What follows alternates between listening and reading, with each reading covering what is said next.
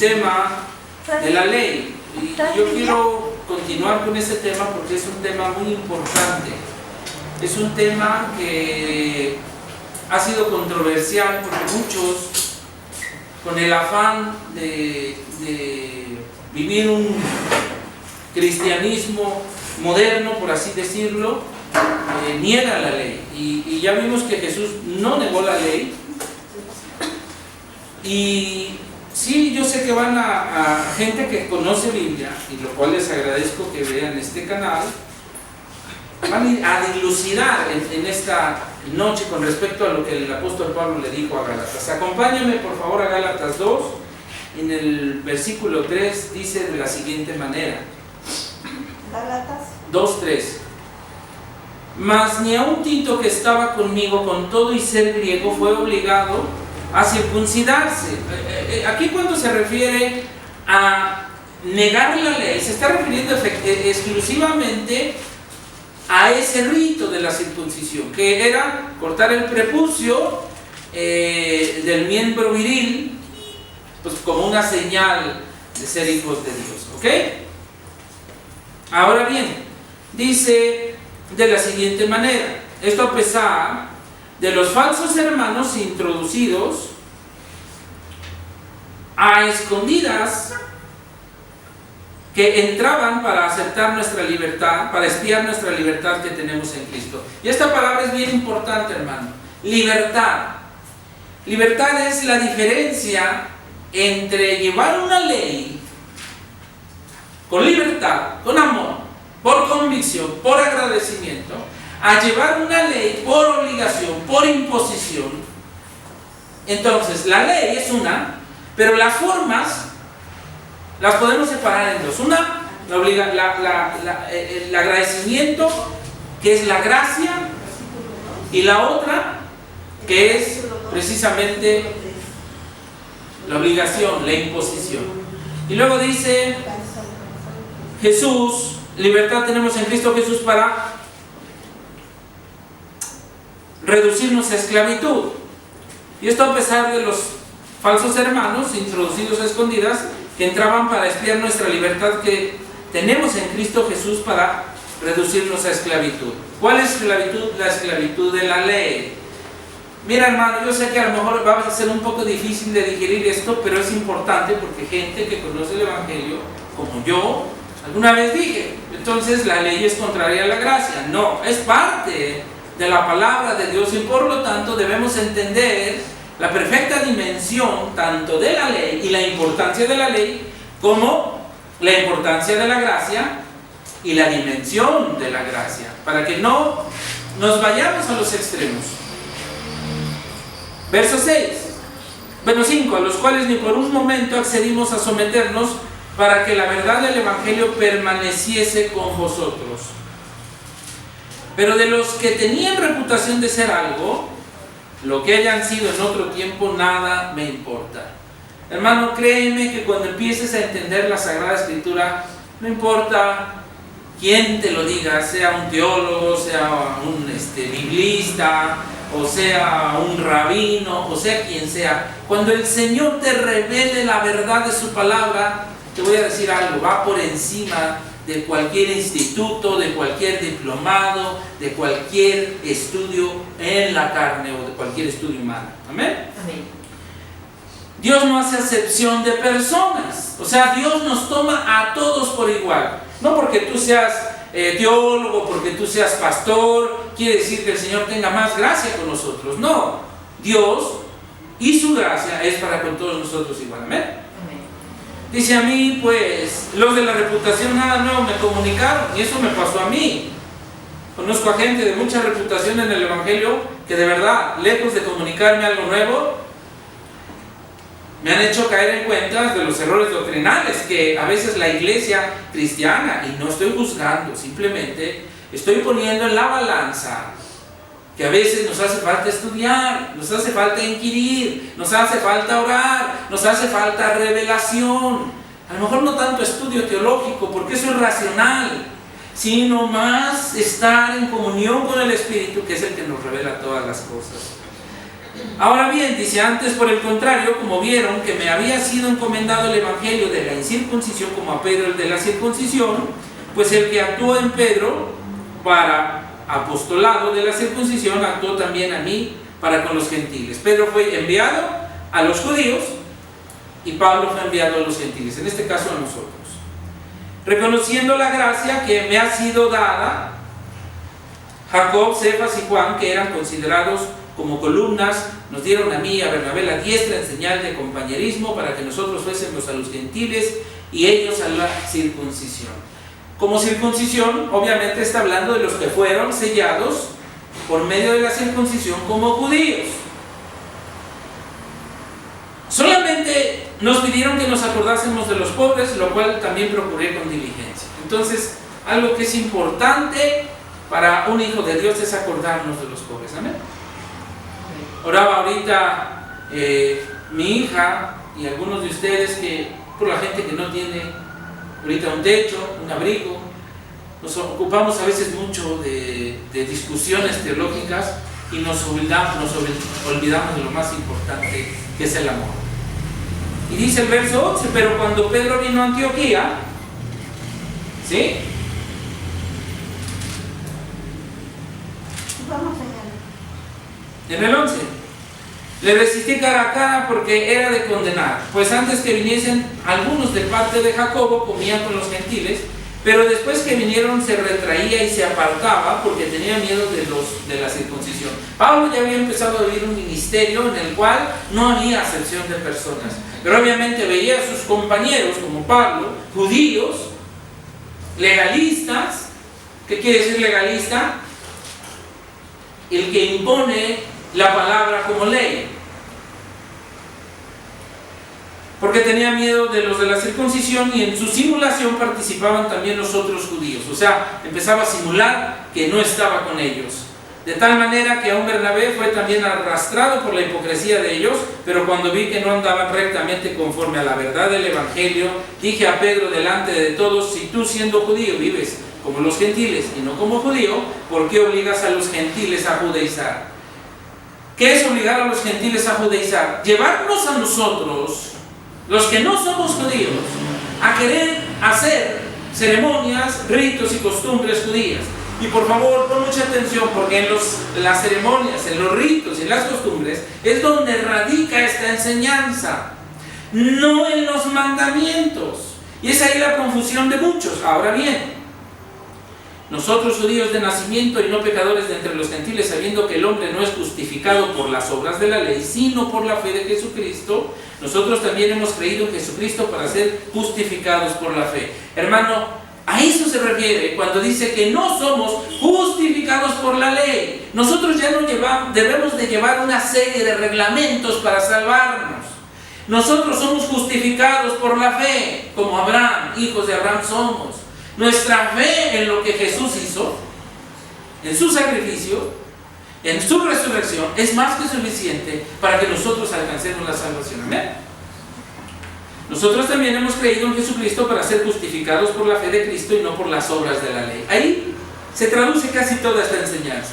Sin embargo, voy a ahondar porque algunos toman unos textos de estos libros y hacen teología de un texto, y eso es el principio de las sectas heréticas: querer predicar de un solo texto. El Señor nos enseña a contextualizar, por eso estoy leyendo los capítulos completos para entender el mensaje completo. Por cuanto por las obras de la ley nadie será justificado, y si buscando ser justificados en Cristo también nosotros somos hallados pecadores, es por eso Cristo ministro de pecado. O sea, si tú por tu fe en Cristo todavía pecas, ¿es culpable Cristo de eso? No, eres culpable tú. En ninguna manera, porque si las cosas que destruí, las mismas vuelvo a edificar, transgresor me hago. En este caso, los judíos se habían apartado de los ritos, las costumbres, las tradiciones judías. Volver a retomarlas con la intención de justificarse delante de Dios habría sido un error. Ahora bien, porque yo por la ley soy muerto para la ley. a fin de vivir para Dios. Cuando tú mueres a la ley, ya no eres justificado por la ley. Entonces tu fe en Dios es la que te salva. Ahora, eso no quiere decir que tengas libertad para pecar, y lo vamos a ver enseguida.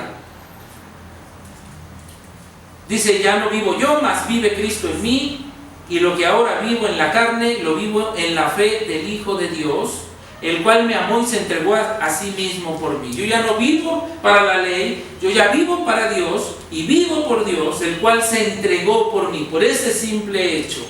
No desecho la gracia de Dios, pues si por la ley fuese la justicia, entonces por demás murió Cristo. Si la ley me justificara para irme al cielo, pues entonces hubiera sido en vano que Cristo se crucificara en una cruz. Lo cual quiere decir que la ley ya no me justifica, más no que ha sido abrogada. ¿Ok? Ya no sirve para salvación, pero sí sirve para tener un lineamiento acerca de lo que está bien y lo que está mal. ¿Amén? Ahora, acompáñame por favor ahí mismo al verso capítulo 3, del 1 al 29.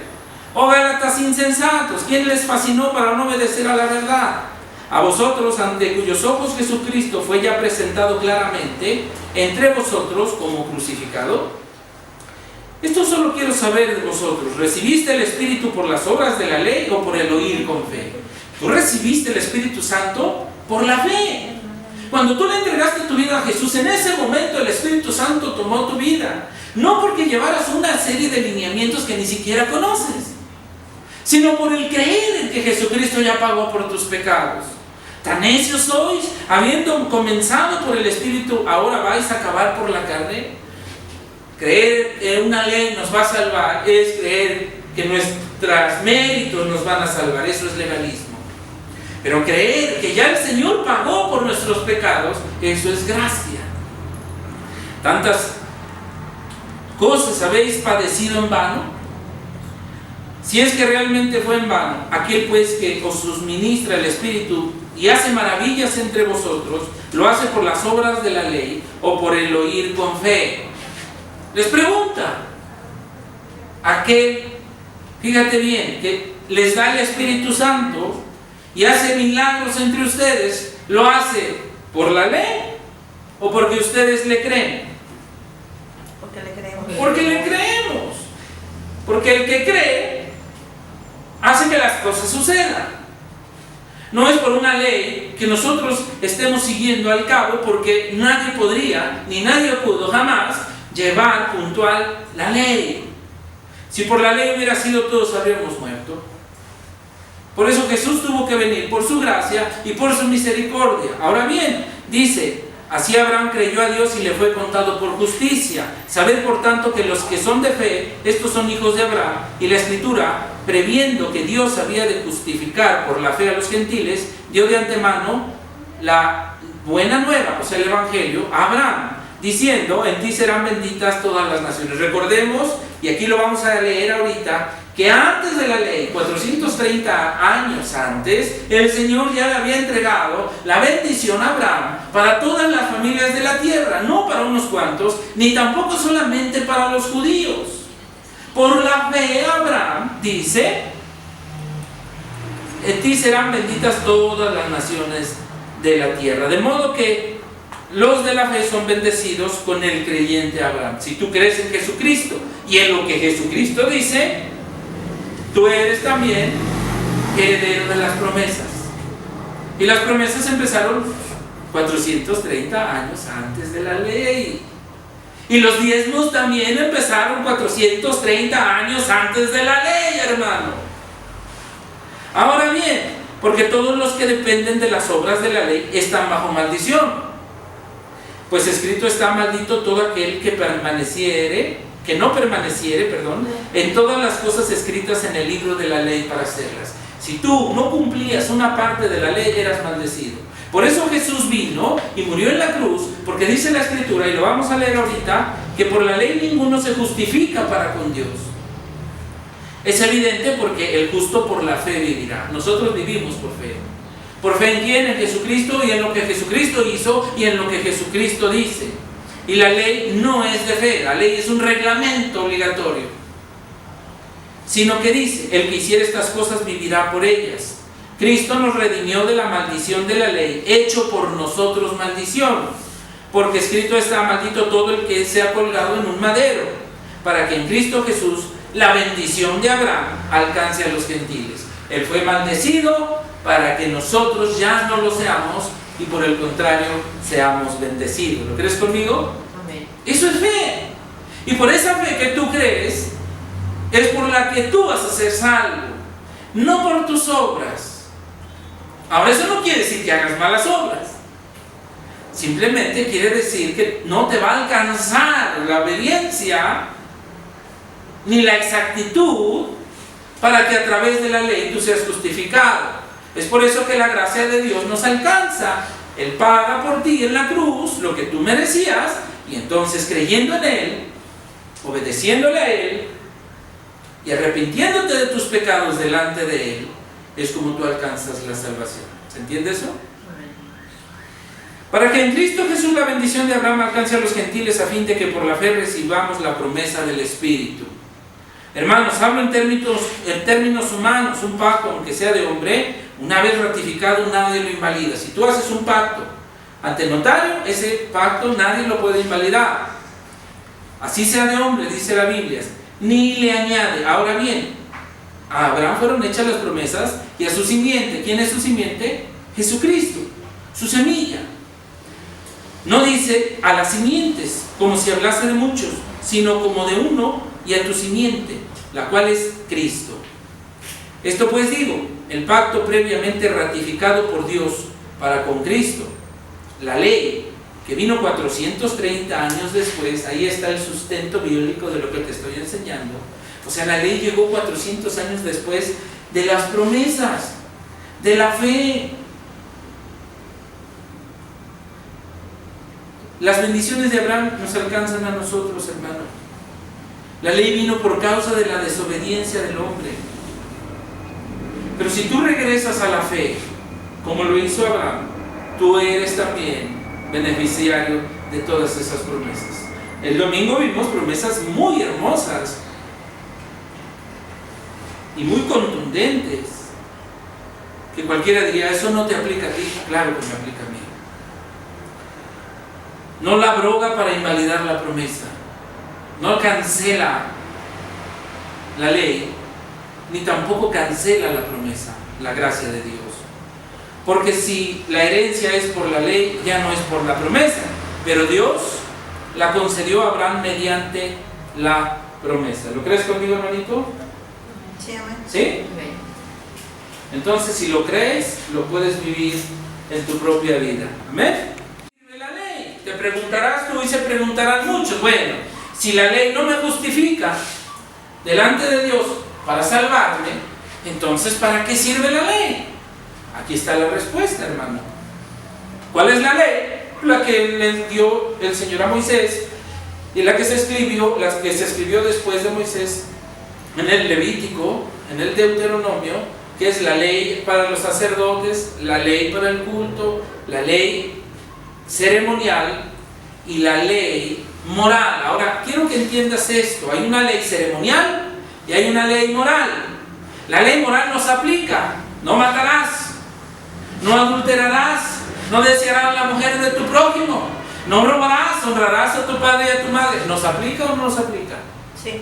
Entonces esa es la ley moral. La que ya no nos aplica es la ley ceremonial, porque ya no estamos organizados de la forma en que estaba organizada la iglesia primera. Bueno, no la iglesia primera, sino los israelitas en este caso. Entonces, ¿para qué sirve la ley? Fue añadida a causa de las transgresiones, o sea, a causa de los pecados. El Señor vio que éramos muy duros de corazón, que éramos muy necios, como raza estoy hablando, y entonces estableció leyes para que pudiéramos vivir como personas interrelacionados y tener una buena relación con nuestro Padre. Hasta que viniese la simiente a quien fue hecha la promesa. Esa simiente es Cristo, esa semilla es Cristo. Y fue ordenada por medio de ángeles en mano de un mediador. Ese mediador es Cristo. El mediador no lo es de uno solo, pero Dios es uno. Y ahí nos habla de el Dios único. Pero Dios es uno, no son tres, no son dos, Dios es uno, que se manifiesta de diferentes formas, en diferentes momentos, en diferentes funciones, sí, pero Dios es uno, y ahí está escrito. Entonces, dice, luego la ley es contraria a las promesas de Dios, que es lo que muchos piensan. Es que no, los diezmos son de la ley y por lo tanto tú eres maldecido, dicen, porque estás siendo justificado por la ley. No, hermano, los diezmos no me justifican delante de Dios. Los diezmos es una obligación cristiana para llevar a cabo el evangelio, para construir iglesias, para pagar rentas, para pagarle a los sacerdotes, en este caso los pastores, etcétera, etcétera. No para justificación. Entiende, la ley no me justifica, pero sí me obliga. ¿A qué me obliga? Estoy hablando en términos, no en términos de imposición, sino en términos de conciencia. Yo me siento obligado a portarme bien porque ya el Señor dio su vida por mí. Una obligación moral, no una imposición. Dice la justicia, si la justicia fuera verdaderamente por la ley, mas la Escritura lo encerró todo bajo pecado para que la promesa, que es por la fe en Jesucristo, fuese dada a los creyentes. Entonces la palabra de Dios encerró todo bajo pecado para que yo me diera cuenta que soy un ser impuro y que necesito forzosamente de la gracia de Dios para ser salvo.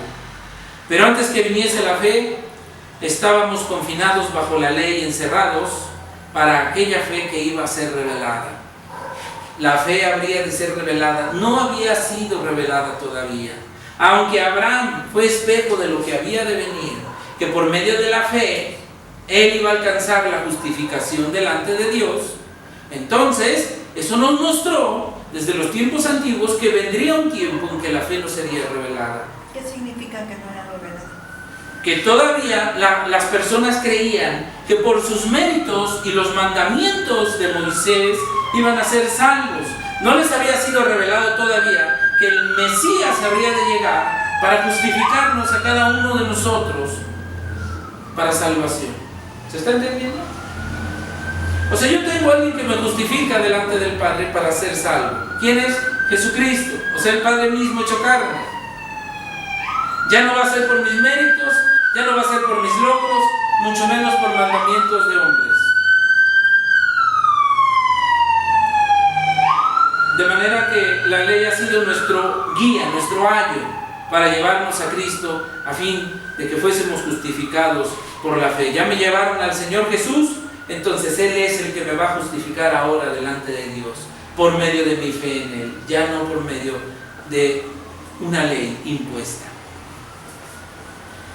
Pero venida la fe ya no estamos bajo ayo, pues todos sois hijos de Dios por la fe en Cristo Jesús, porque todos los que habéis sido bautizados en Cristo, y escúchame bien, aquí habla del bautizo como parte importante de la salvación. Estamos hablando de la justificación por medio de la ley o de la justificación por medio de la fe. Yo soy justificado por medio de la fe, pero para eso tiene que haber una señal también en mí.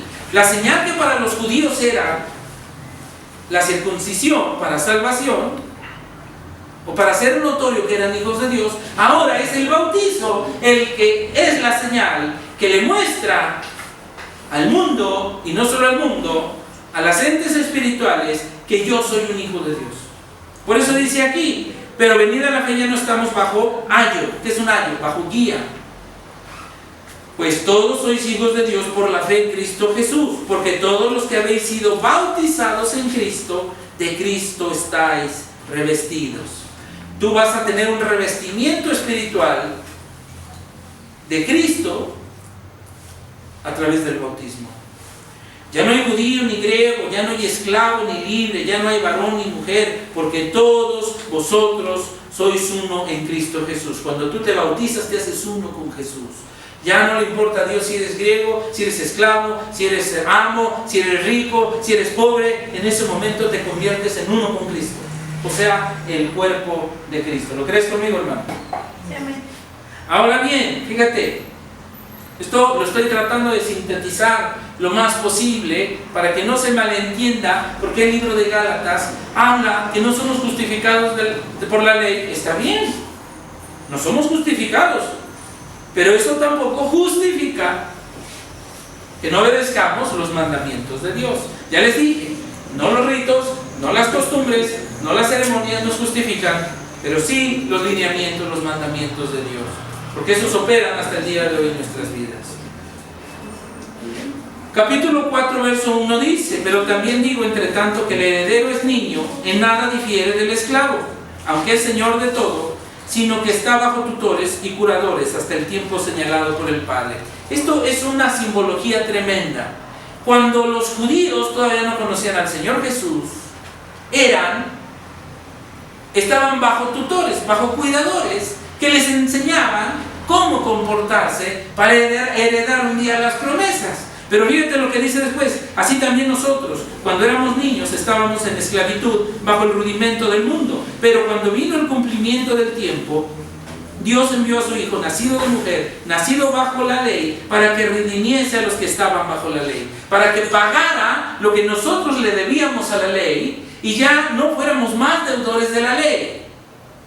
Por lo tanto, empieza la gracia a operar para mi salvación. Yo ya no soy deudor a la ley porque hubo alguien que me justificó delante del Padre y delante de la ley.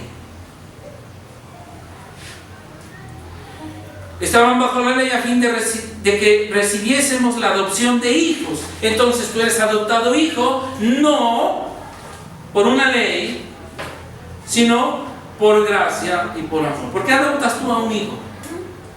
¿Porque alguien te obliga? No. Tú adoptas a un hijo por amor. Cristo nos adopta como hijos por amor.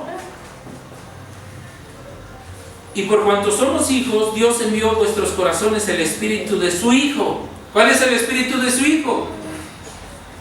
El Espíritu Santo, hermanos. No es otro, es el Espíritu de Cristo, el cual clama: Abba, Padre, papito, así quiere decir, traducido. Así que ya no eres esclavo, sino hijo, y si hijo, también heredero de Dios por medio de Cristo. Tú ya no eres esclavo de una ley, el día de hoy eres hijo de Dios. Por eso ya no es la ley la que te redime, sino la gracia de tu Padre. Amén. Ciertamente en otro tiempo, no conociendo a Dios, servías a los que por naturaleza no son dioses, o sea, a los idolillos, ¿verdad? Teníamos la necesidad de encontrar a Dios y lo buscábamos equivocadamente. Lo buscábamos en ídolos, tratando de encontrar en qué creer o en quién creer. Hacíamos ídolos hasta de personas, líderes religiosos, cantantes, futbolistas, en los cuales creer o depositar nuestra fe. Más bien siendo conocidos por Dios, ¿cómo es que os volvéis de nuevo a los débiles y pobres rudimentos a los cuales os queréis volver a esclavizar? Tú ya no te puedes volver a esclavizar a los débiles rudimentos. ¿Qué son los rudimentos? Los principios, el ABC de la ley. La ley fue el ABC para encontrar al Señor, fue la primaria, fue el kinder. Ya nosotros llegamos a la universidad, ya conocimos al Maestro, ya no solamente estudiamos en sus libros, ya lo conocimos, ya tenemos una comunión con Él. Amén. Me temo que vosotros que hayan trabajado en vano con vosotros. Os ruego, hermanos, que os hagáis como yo, porque yo también me hice como vosotros. Ya me espero. Pues vosotros sabéis que por causa de una enfermedad del cuerpo os anuncié el Evangelio al principio, y no me desprezasteis ni me desechasteis por la prueba que tenía en mi cuerpo. Gracias. Antes bien, me recibisteis como a un ángel de Dios, como a Cristo. No están comparando a Pablo con Dios. Simplemente dice: tú me recibiste como a un ángel de Dios, como a Cristo mismo. Y luego dice, fíjate, ese es el amor que le tenían a los siervos de Dios por traerles la salvación, por traerles la bendita palabra de Dios.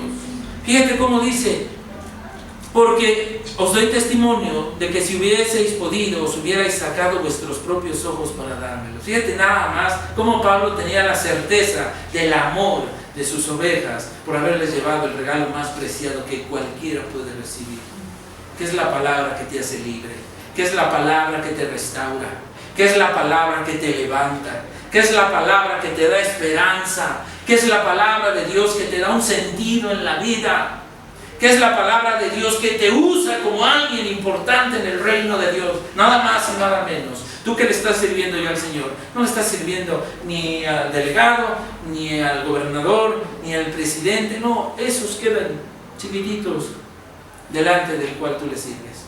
Es el Dios Todopoderoso. Amén. Amén. Tienen celo por vosotros, pero no para bien. Dice, me he hecho pues vuestro enemigo por decirles la verdad. ¿Sabes que mucha gente se va a molestar porque les hablemos la verdad y les digamos la verdad? Sin embargo, yo te quiero decir algo. Dice, para vosotros me he hecho pues vuestro enemigo por decirles la verdad. Tienen celo por ustedes, pero no para bien, sino que los quieren apartar de nosotros para que ustedes tengan celo por ellos. Hay gente que te va a querer apartar del verdadero evangelio, pero no para tu bien. Te van a querer apartar a sus congregaciones por tus diezmos, o para tener más gente, o para llenar sus iglesias, para que vosotros tengan celo por ellos. Bueno es mostrar celo en lo bueno siempre, y no solamente cuando estoy presente con ustedes. Hijitos míos, por quienes vuelvo a sufrir dolores de parto hasta que Cristo sea formado en vosotros. Fíjate nada más, el plan de Dios es que Cristo sea formado en tu propia vida, que alcances la estatura del varón perfecto, que alcances a ser como el Señor fue, santo. Sed santos como vuestro Padre es santo.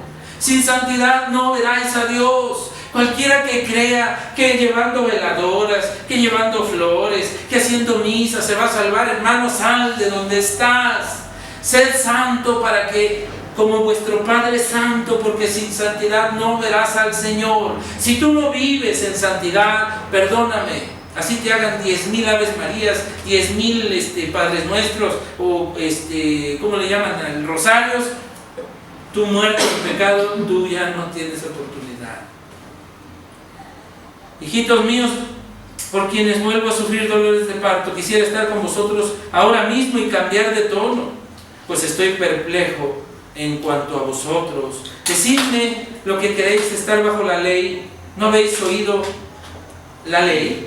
Porque está escrito que Abraham tuvo 2 hijos, uno de la esclava y otro de la libre. La esclava, acuérdate que fue Agar, y la libre fue Sara. De ahí parten 2 grandes culturas, que es la árabe y la cultura judía. 2 grandes sociedades que ahorita están en guerra desde ese tiempo. La cual es alegoría, pues, estas mujeres son los 2 pactos. El uno proviene del monte Sinaí, el cual da hijos para esclavitud. ¿Cuál proviene del monte Sinaí? El monte Sinaí es Arabia. Los hijos que Abraham tuvo con la criada, con Agar. Ahora fíjate bien, porque Agar es el monte Sinaí en Arabia y corresponde a la Jerusalén actual, pues está junto con sus hijos, está en esclavitud. Mas la Jerusalén de arriba, la cual es madre de todos nosotros, es libre, porque está escrito: regocíjate, oh estéril, tú que no das a luz, prorrumpe en júbilo y clama tú que no tienes dolores de parto. Ahí está hablando de Sara, que no podía tener hijos. Por lo tanto, Abraham tiene hijos con Agar, su criada, y de ahí nace toda una generación que son los árabes. Pero después el Señor tiene misericordia de Sara y le da hijos a Sara con Abraham, y de ahí nace el pueblo israelita o el pueblo judío. Prorrumpe en júbilo y clama tú que no tienes dolores de parto, porque más son los hijos de la desolada que de la que tiene marido. Así que, hermanos, nosotros como Isaac somos hijos de la promesa. Pero como entonces el que había nacido según la carne perseguía al que había nacido según el Espíritu. ¿Por qué según la carne? Porque acuérdense que cuando Sara no podía tener hijos, le dice a su criada: acuéstate con mi marido para darme hijos. Esos son los hijos de la carne. Pero los hijos de la promesa, los hijos del Espíritu, son cuando el Espíritu Santo toca a Sara a sus 90 años y Sara tiene un hijo que se llama Isaac, y de ahí viene toda la descendencia de los judíos, de la cual nosotros somos parte, de la promesa. El que había sido nacido según el Espíritu, así también ahora. Mas, ¿qué dice la Escritura? Echa fuera a la esclava y a su hijo, porque no heredará el hijo de la esclava con el hijo de la libre. De manera que, hermanos, no somos hijos de la esclava, sino de la libre. Tú eres hijo de Abraham. Tú eres hijo de la mujer libre, no de la que fue esclava. Estad pues firmes en la libertad con que Cristo nos hizo libres. ¿Quién es aquí libre? Levante su mano. Somos libres de esclavitud, somos libres de pecado, somos libres de religiones falsas, somos libres de maldición. Y luego dice: estad pues firmes en la libertad con que Cristo nos hizo libres, y no estéis otra vez sujetos al yugo de la esclavitud. He aquí yo, Pablo, os digo que si os circuncidáis, de nada os aprovechará Cristo. La señal de los judíos era la circuncisión. Esas señales físicas ya no nos sirven de nada. Otra vez, testifico a todo hombre que se circuncida, que está obligado a guardar toda la ley de Cristo, os desligasteis. Si tú quieres justificarte por medio de la ley, te estás desligando de la gracia de Cristo. Lo que por la ley os justificáis, de la gracia habéis caído. Pues vosotros por el Espíritu aguardamos, por la fe, la esperanza de la justicia. Nosotros ya no creemos en esa ley ceremonial, mas la ley moral nos aplica porque Jesús la situó en muchas cosas. Vosotros oyeron que Moisés les dijo, ¿verdad? Y entonces él enseñaba y renovaba la ley, pero nunca la canceló, porque en Cristo Jesús ni la circuncisión vale algo, ni la incircuncisión, sino la fe que obra por el amor. Repite conmigo: por el amor. Por el amor. Vosotros corrías bien. ¿Quién les estorbó para no obedecer a la verdad? Esta persuasión no procede de aquel que os llama. Un poco de levadura leuda toda la masa. Si te jactas, lo único que vas a lograr es echar a perder el verdadero evangelio. Sé humilde y ama. Y ese es el evangelio que el Señor Jesús nos trajo por medio de la gracia. Yo confío respecto de vosotros en el Señor, que no pensaréis de otro modo, mas que el perturbar llevará la sentencia. Quien quiera que sea, y yo, hermanos, si aún predico la circuncisión, ¿por qué padezco persecución todavía? En tal caso, se ha quitado el tropiezo de la cruz. Yo ya no predico la ley, pero tampoco puedo hacerla a un lado. Jesús mismo, cuando fue tentado en el pináculo del templo, el enemigo citó la ley. Dijo: ¿por qué no te lanzas? Escrito está que sus ángeles mandará cerca de ti para que te guarden en todos tus caminos. Estaba citando el Señor los salmos. Y recuerda que la Torah eran exactamente los libros de la ley y los profetas, los proverbios de Salomón y los salmos. Entonces, si mismo Jesús citó la ley, dijo al enemigo, citó la cita de Deuteronomio 6:13, cuando el enemigo le pide que se arrodille delante de él para entregarle todos los reinos del mundo, el Señor le dice: escrito está, al Señor tu Dios adorarás y solamente a Él servirás. ¿Por qué si la ley no funciona, entonces el Señor la mencionó como parte de una herramienta y de un arma espiritual?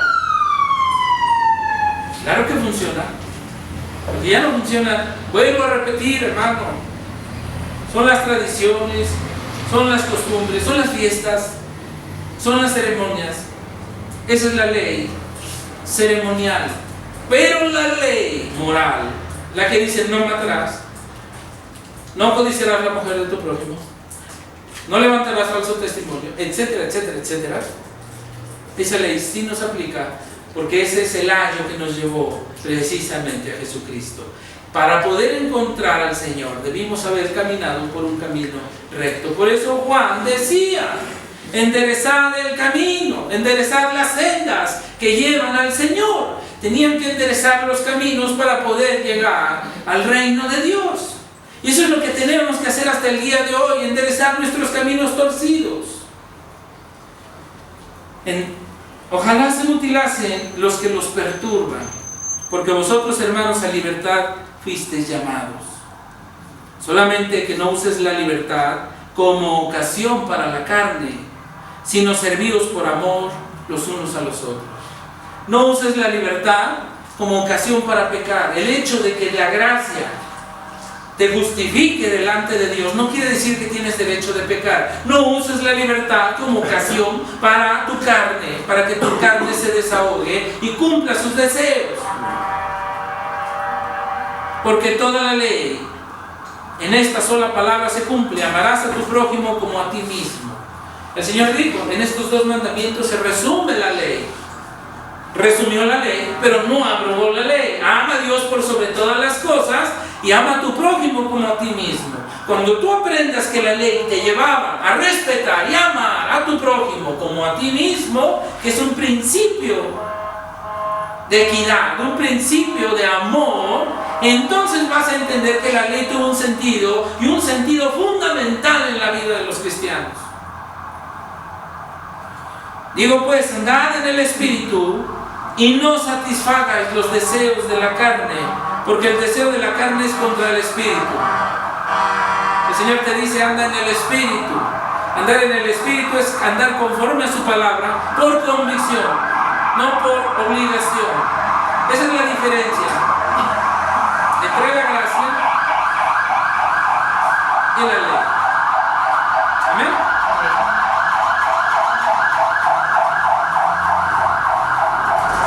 Y estos se oponen entre sí para que no hagan lo que quisieren.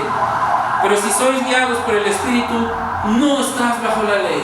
Hermano, nosotros lo único que tenemos de la ley es una enseñanza que nos mostró que era bueno y que era malo. Para eso nos sirve la ley. Pero no vamos a ser justificados delante de Dios por esa ley, sino por la ley del Espíritu, la del amor. Amar a nuestro prójimo como a nosotros mismos. ¿Qué deseo para mí? Eso deseo para ti. ¿Qué no me gusta que me hagan? Eso no le hago yo a la gente. Poner a Dios por sobre todas las cosas, antes que a mi esposo, antes que a mi esposa, antes que a la escuela, antes que el profesor, antes que mis hijos inclusive, porque te voy a decir algo. ¿Tus hijos quién te los dio? Dios. Y si tú haces un lado a Dios, ¿quién crees que te puede quitar tus hijos? Entonces, hermano, antes que tus hijos está Dios, antes que tu esposo está Dios, antes que tú mismo está Dios, porque sin Él tú no estarías aquí.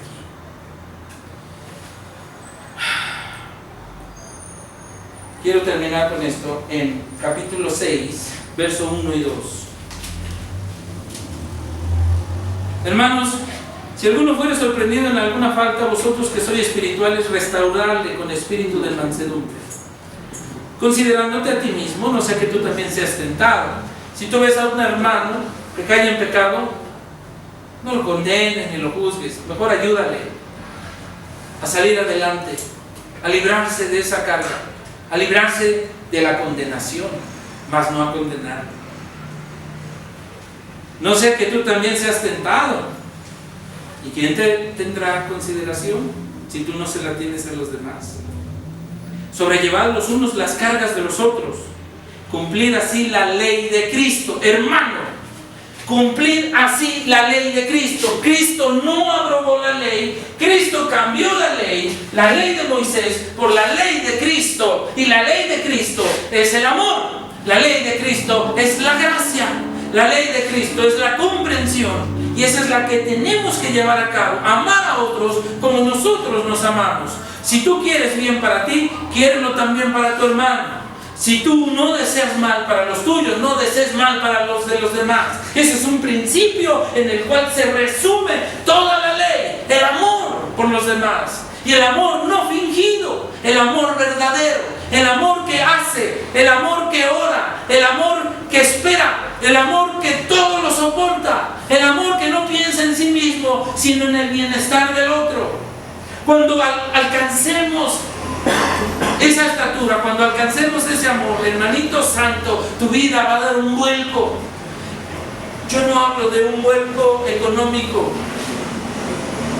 Quizás sigas teniendo tu misma economía y sigas viviendo en el mismo lugar, solo que ese hogar no va a ser una trinchera, sino va a ser un terruño de amor.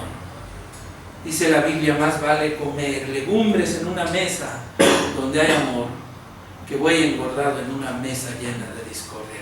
Eso hace la diferencia. Eso hace la diferencia entre el bien y el mal, entre la verdad y la mentira, entre la ley y la gracia.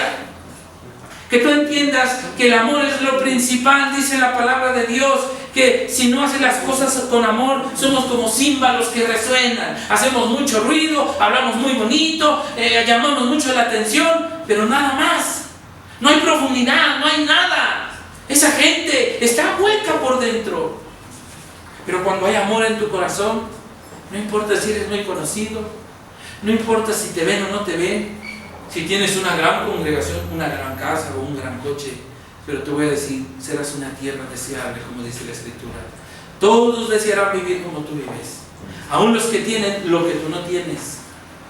Económicamente hablando, desearán vivir como tú vives. Cuando se den cuenta que hay paz en tu hogar, que hay amor, que hay felicidad, porque todos anhelamos eso. Y este libro nos enseña cómo lograrlo y cómo entender quién es Jesucristo. Yo espero que esto te haya mostrado que la ley no está peleada contra las promesas, ni mucho menos contra la gracia. Que la ley y la gracia son una misma palabra, la palabra de Dios. Que Dios te bendiga. Amén.